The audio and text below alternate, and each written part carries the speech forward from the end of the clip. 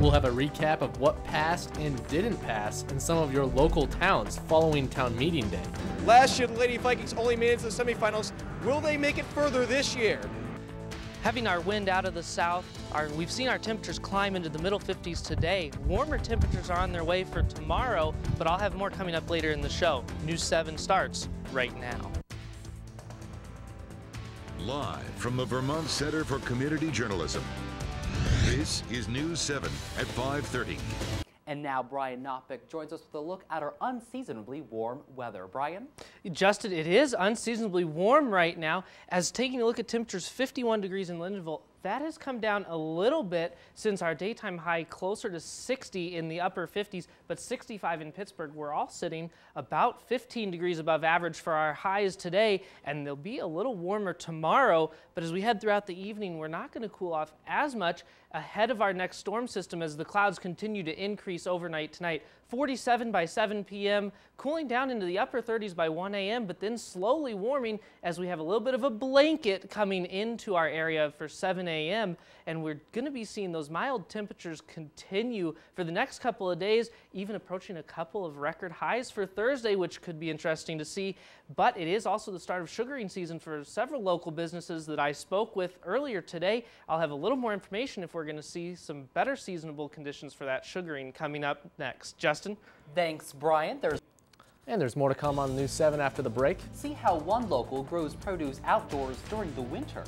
And today didn't feel like winter, but is winter going to try to make a return later in the forecast? I'll let you know coming up after the break.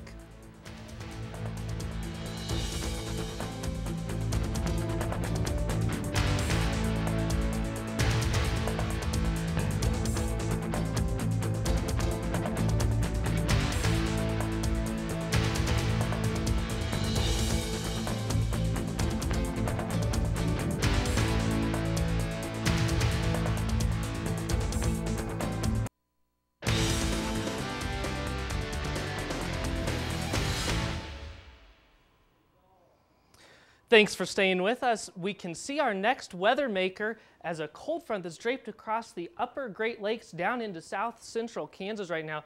Just a few light rain showers and some snow flurries behind it, but we're in the southerly flow, which is allowing for much above average temperatures across the entire region. But taking a little bit closer look at our temperatures, we're still sitting in the middle 50s in Montpelier, 53 in St. Johnsbury, 49 in Lebanon. And as we take a jump across the Connecticut and Passumpsic River valleys into Whitefield at 56 degrees and Laconia down at 55, these temperatures were up near 60 degrees earlier today, and even places down further to our south, including Bennington, I saw 60 degrees just a little bit before the 5 o'clock hour. So these temperatures were near 60 degrees today, and we can add a couple degrees onto that for your day tomorrow. But what is causing this? We're in the warm sector between a cold front off to our west and a warm front off to our east that passed earlier today. Just unseasonably warm air. Everybody across the East Coast is dealing with temperatures in the middle 60s, close to 70, and we're going to make a run at that 60 degrees.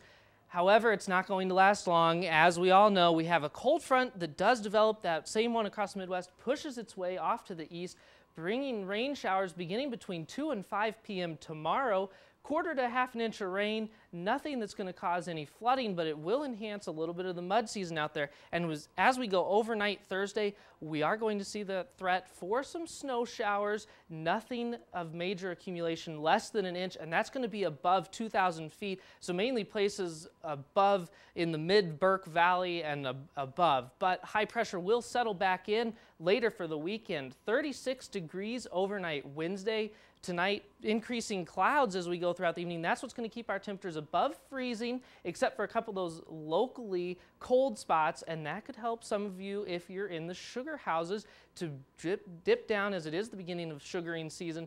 But the south-southwest winds will continue tomorrow, 20 to 30 miles per hour, and that's what's going to help increase our temperatures into the middle and upper 50s with those rain showers beginning around 2 to 5 p.m.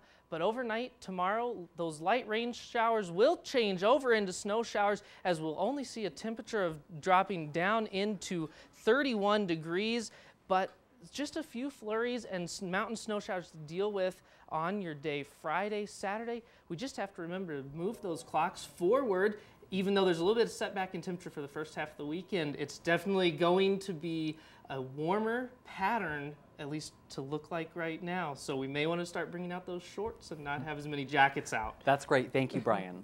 And now Brian Knopik joins us with a final look at our forecast. Brian, you mentioned that we could wear shorts. How long is that going to stick around? You know, I wish it was longer. Personally, I'm a shorts guy, but you know, it looks like just for the next day. But then in the extended day, it looks like it goes a little bit longer, and we could be back on a warm side. So. But you know, the one thing with wearing shorts is also springing ahead and setting those clocks ahead an hour, because we get an extra daylight hour at the end of the day, and so that'll be nice too to see that for the drive home at night. Perfect. Thank you, Brian. Excellent. And that's all we have for tonight. Tune in tomorrow at 3 and 5:30 for more news, weather, and sports. For Justin, Aaron, and the rest of us here at the Vermont Center for Community Journalism, I'm Brian Knopik, wishing you a fantastic evening.